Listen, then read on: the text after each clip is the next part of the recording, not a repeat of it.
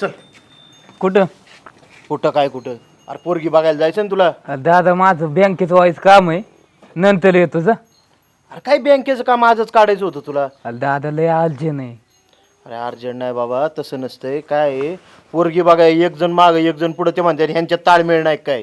तुला म्हणलंय ना जाऊ, येतो मी मागून, जा की तू. अरे पण बँकेचं काम उद्या एवढं कर ना, एवढं काय तवा.